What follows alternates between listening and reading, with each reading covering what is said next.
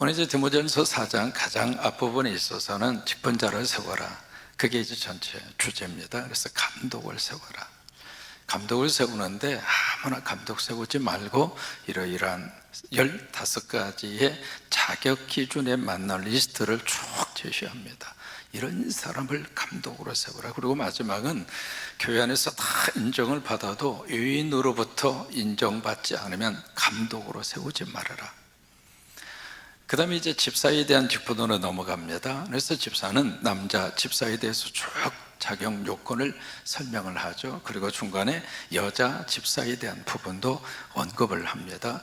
이미 초대교회로부터 남녀 직분자들이 하나님의 교회에서 세워진 거예요.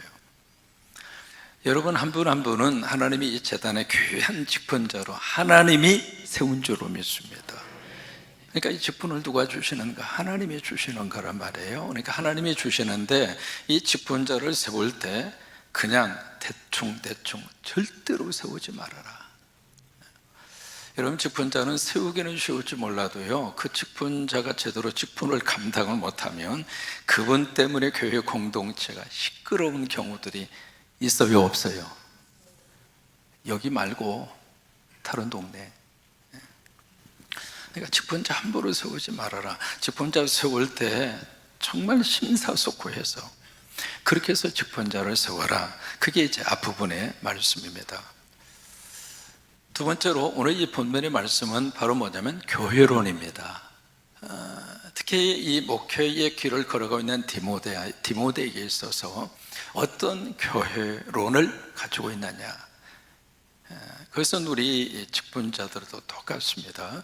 교회에 어느 정도 하나님 앞에 주신 직분을 가지고 교회를 섬길 때 과연 나는 어떤 교회관을 가지고 있는가, 교회를 뭐라고 생각하는가, 이게 이제 목회하는 사람이나 교회를 섬기는 사람이나 굉장히 중요합니다. 왜냐하면 그 교회론이 잘못되면은요, 계속해서 그 교회의 어떤 개념 속의 틀에 갇힙니다. 근데 일반적으로 우리가 교회 하면 머릿속에 가장 먼저 떠오르는 것이 거의 대부분 10중 8구 건물입니다. 그래서 교회 건물이 있을 때 교회다 그래요. 틀린 것은 아니지만 그렇다고 100% 맞는 것도 아닙니다. 만약에 교회를 건물적인 개념으로 교회론을 딱 거기에 고정화가 되어져 있으면 건물의 크기가 곧 우리 교회의 영적 크기라고 착각합니다. 그래서 어떤 경우에 있어서는 서울에 있는 교회, 세계적으로 큰 10대 교회 중에 우리 한국에 몇 대 교회가 서울에 있잖아요. 근데 그런 교회 출석하는 분들은 마치 자기가 영적으로 그만한 사이즈의 인물이라고 스스로가 착각을 해요. 여러분 그게 맞아요? 이 교회론에 대한 부분, 그래서 교회를 건물로서의 교회의 이미지에 머물러 있다면 교회는 그 건물 속에 갇히게 됩니다. 또 하나 교회가 뭔가 그 질문을 던졌을 때 또 하나 생각나는 교회에 대한 개념이 뭐냐면 교인 숫자입니다.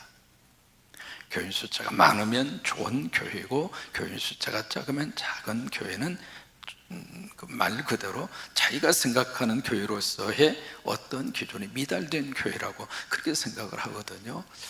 오늘 디모데에게 바울은 이 교회론 문제를 아주 심각하게 다룹니다. 교회가 뭐냐? 오늘 말씀을 통해서 다시 한번 저와 여러분이 분명한 성서적 교회에 대한 이해가 여러분 마음속에 다시 한번 정립될 수 있게 되기를 바랍니다. 자, 오늘 본문의 말씀이 이렇게 시작이 됩니다. 자, 본문의 말씀으로 들어가실까요? 14절입니다. 같이 읽겠습니다. 내가 속히 내가 가기를 바라나. 자, 보세요. 바울의 소원이 있습니다. 바울의 소원이 무엇인가? 내가 빨리 디모데가 있는 어디라고 그랬죠? 에베소. 그쪽으로 빨리 가고 싶어요. 원래 사도 바울이 로마의 감옥에 투옥이 돼 있었어요. 그게 사도행전입니다. 사도행전 28장이죠. 그래서 거기서 2년 동안 로마의 감옥에 갇혀 있었습니다. 가택 연금과 같은 식의 로마 감옥이었죠. 거기서 이제 혐의가 없어서 무혐의로 석방이 됩니다. 그러나서 이 바울과 디모데가 어떤 사역을 감당하는가? 소아시아 지역으로 쭉 선교 여행을 떠납니다. 여행을 떠나서 같이 이렇게 오다가 에베소 지역에 왔을 때 바울의 입장으로서는 디모데가 에베소 교회에서 해야 할 사역이 있다, 이렇게 판단을 하고 디모데를 에베소에 떨어뜨려 놔요. 그리고 바울은 어디로 가는가? 빌립보 교회를 방문하기 위해서 마게도냐, 유럽이죠, 에게이를 건너서 마게도냐 그쪽 쪽으로 지금 떠난 겁니다. 그래서 마게도냐에서 빌립보 지역을 방문을 하고, 그리고 일이 끝나면은 바로 에베소에 와서 디모데를 만날 계획이에요. 그 계획을 세웠는데, 자 여러분, 내 계획대로 모든 일들이 풀어지던가요? 아니에요. 우리 잠언에 있는 말씀대로, 잠언 16장 9절에 있는 말씀대로 사람이 자기의 길을 계획할지라도 그 걸음을 인도하시는 분은 누구예요? 하나님이라고 그랬죠.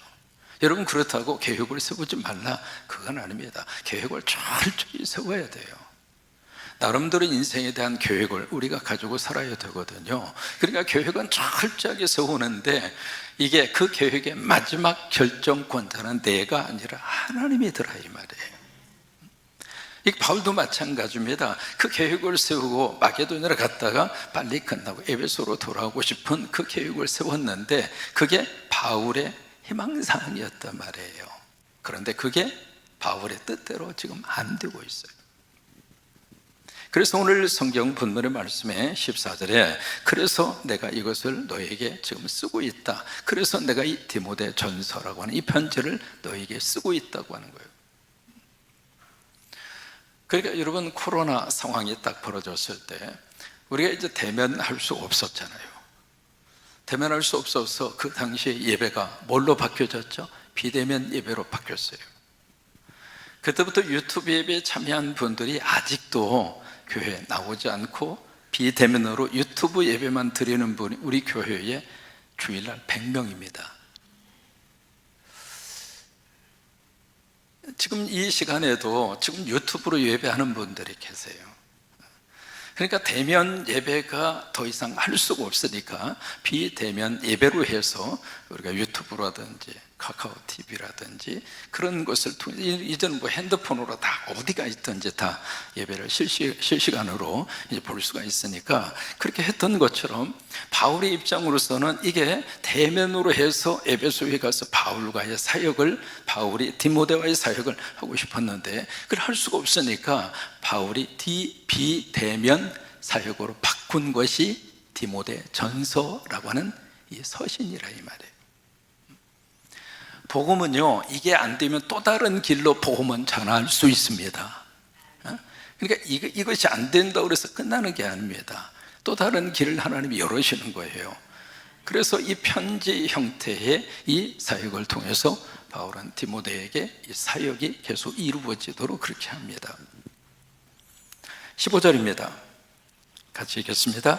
만일 내가 지체하면 너로 하여금 하나님의 집에서 어떻게 행하여야 할지를 알게 하려 함이니. 자 보세요, 내가 지체하면, 내가 딜레이가 돼서 계속해서 내가 원하는 그 시간에, 원하는 그 타임에 내가 갖지 못한다면, 여기에 너로 하여금, 디모데죠, 지금 목회를 하고 있는 디모데입니다. 네가 어디에서? 하나님의 집에서. 여기 하나님의 집이라고 하는 말은 다른 말로 말하면 하나님의 가족입니다. 하나님의 가족. 하나님의 가족 공동체 그 속에서 목회자 디모데, 네가 어떻게 해야 할지를 나는 지금 이 편지를 통해서 너에게 쓰고 있다, 이 말이에요.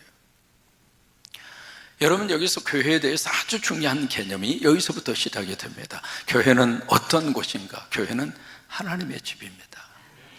교회는 하나님의 집입니다. 교회는 인간의 집이 아니라, 그 이야기는 교회의 중심은 인간이 아닙니다. 그러니까 사람이 세웠으니까 사람이 그 교회의 중심으로 딱 서 있는 순간 그 집은 하나님의 집이 아닙니다. 그러니까 이 집을 누가 세웠는가? 하나님이 세우셨어요. 73년 전에 이 성광교회라고 하는 이 거룩한 믿음의 공동체를 누가 세워주셨는가? 하나님이죠. 이게 교회의 시작입니다. 철저하게 이 교회가 하나님의 집이라고 하는 것, 하나님의 가족 공동체라고 하는 것. 그래서 이 교회의 가장 중심에 누가 계셔야 하는가? 하나님이 계셔야죠. 그래야 하나님의 집이죠. 그리고 하나님은 곧 우리의 무엇인가? 아버지라 이 말이에요. 그러면 이 집은 곧 누구의 집이에요? 우리 아버지 집이에요. 한번 해보실까요? 이 집은 내 아버지 집입니다. 또 하세요. 이 집은 내 삼촌 집입니다. 그 어디에서도 내 마음을 터놓을 수가 없는데 아버지 집에 오면 터놓을 수 있잖아요. 아빠, 내 요즘 마음이 이래요. 해보려고 하는데 아빠 잘 안 되네요. 그럼 아빠가 뭐라고 그러겠어요? 야 이놈아, 아직도 그것도 못해 이놈아? 그러면서 군밤 주겠어요? 아니면 괜찮아, 에이, 괜찮아, 언제가 되겠지 봐, 괜찮아, 마음 편히 가죠. 전자일까요? 후자일까요? 그렇죠. 그래서 저는 이게 이제 어느 정도 그 교회론에 대한 생각을 가지면서 그때부터 성도들이 늦게 와도 전혀 제가 시험 안 들어요. 야, 늦게라도 아버지 집 와주니까 얼마나 고마우냐.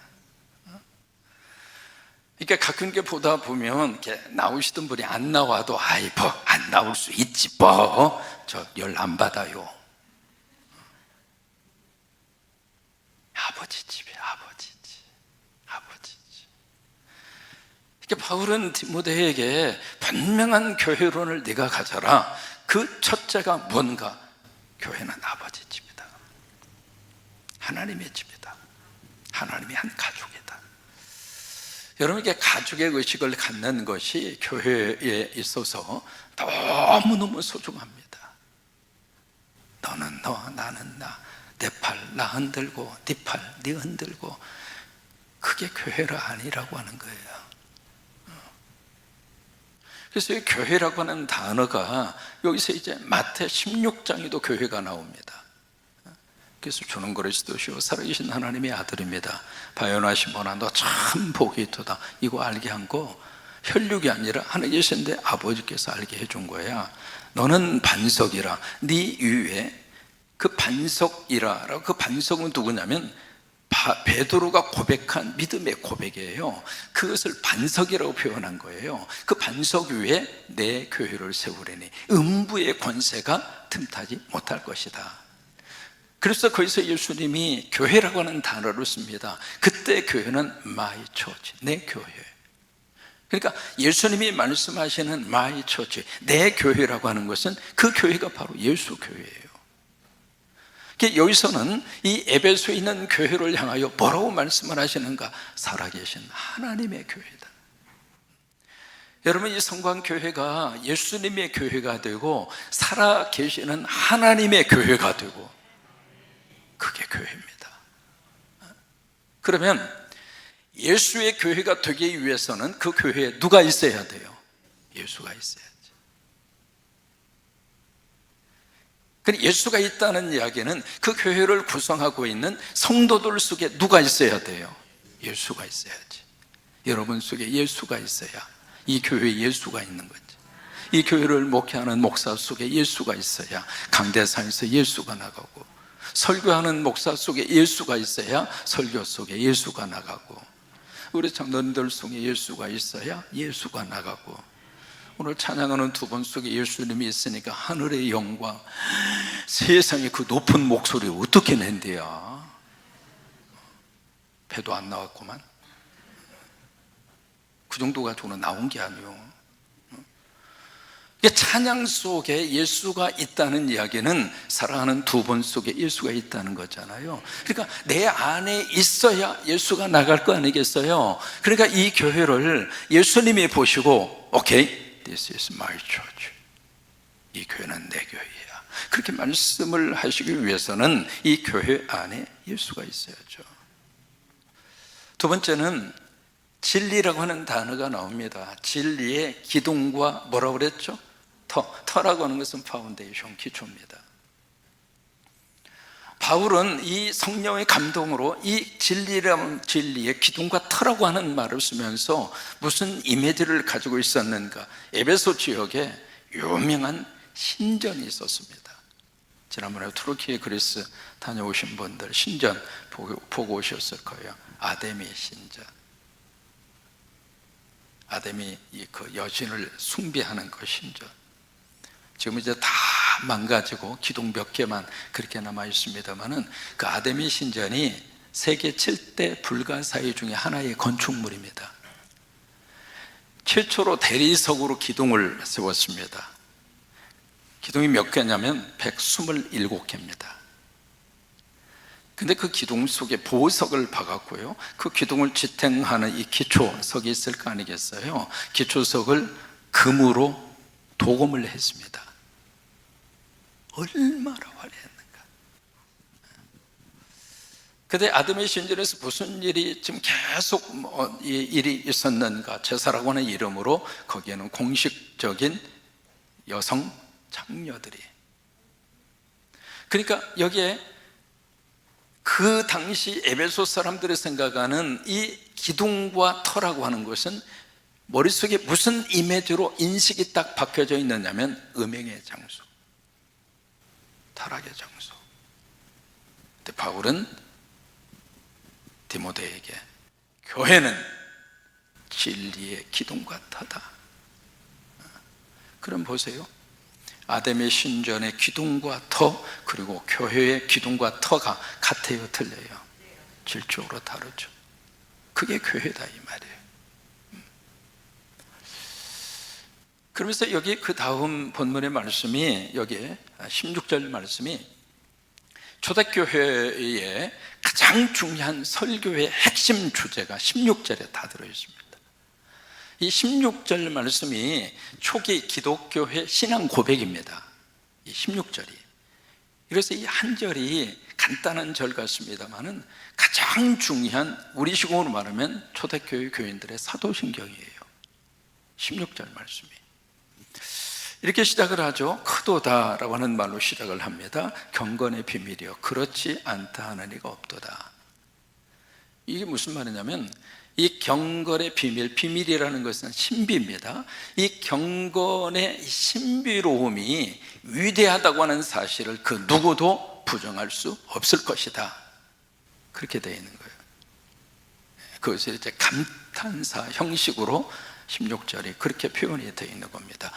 이 경건의 비밀이 그 어느 것과 비교할 수 없을 정도로 위대하고, 경건의 이 비밀 자체가 그렇게 위대하다고 하는 이 사실에 대해서 그 누구도 딴지를 걸지 못할 것이다. 그것은 분명하다. 그것은 확실하다. 그것을 크도다. 경건의 비밀이요 라고 하는 말로 표현을 한 겁니다. 그러면 여기 경건이라고 하는 단어가 나오잖아요. 이 경건이라고 하는 말이 신약성서 전체 속에서 15번 나옵니다. 그런데 디모데 전서와 디모데 후서에 경건이라고 하는 말이 9번 나옵니다. 그러면 이 디모데 전후서의 경건이라고 하는 단어가 얼마나 중요한 의미를 가지고 쓰여졌는가, 그걸 우리가 알 수 있잖아요. 또 하나, 이 디모데 전후서에 가장 빈볼수 있게 많이 쓰는 단어 중에 하나가 믿음입니다. 믿음이라고 하는 말이 23번 나옵니다. 경건이 몇 번 나온다고요?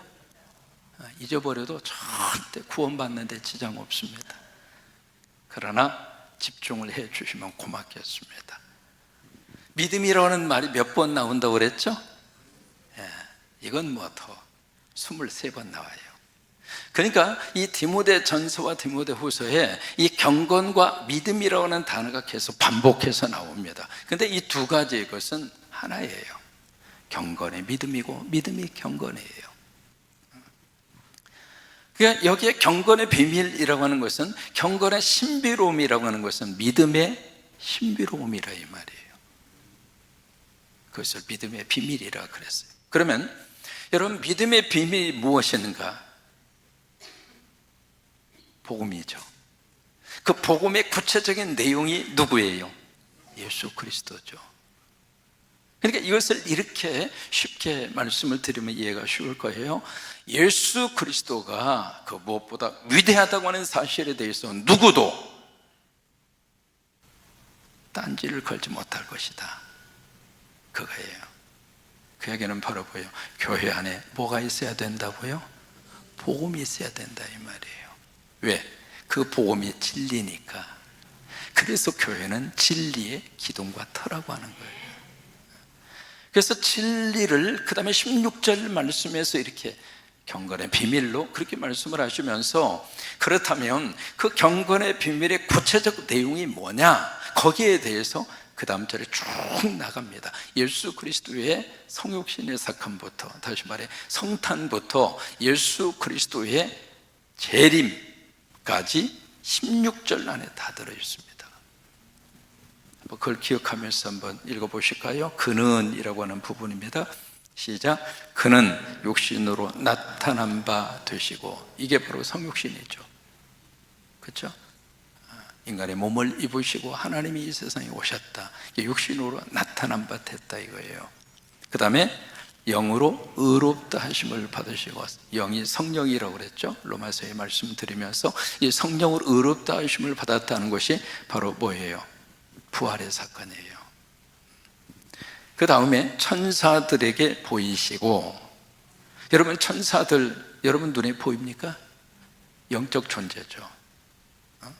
그 다음에 만국에서 전파되시고, 세상에서 믿은 바 되시고, 전파되고 믿은 바 되고, 그 다음에 영광 가운데 올려지셨느니라. 이게 바로 뭐예요?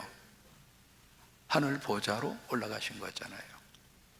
그리고 올라가신 그 예수님이 너희가 본 그대로 다시 오시리라. 이게 재림신앙까지. 그러니까 16절 이 말씀이 아주 간단한 한 말씀으로 그렇게 기록이 되어 있습니다만은, 이 말씀 이 자체가 바로 초대교회에 어떤 설교를 했는가, 이게 설교의 주제예요. 그리고 초대교회 성도들은 이것을 믿은 거예요. 바로 교회가 그 가장 중요한 예수 그리스도에 대해서 탄생부터 예수 그리스도 하늘 보좌 우편에 올라가시고 다시 이 땅에 재림해서 오신다고 하는 가장 중요한 그것을 뭐라고 이야기하는가? 기독론이라고 합니다. 기독이라고 하는 것은 그리스도에 대한 한자적 표현입니다. 그래서 기독론은 다른 말로 말하면 그리스도론입니다. 예수 그리스도에 대해서 우리가 어떻게 알고 어떻게 우리가 믿는가, 그 부분이거든요.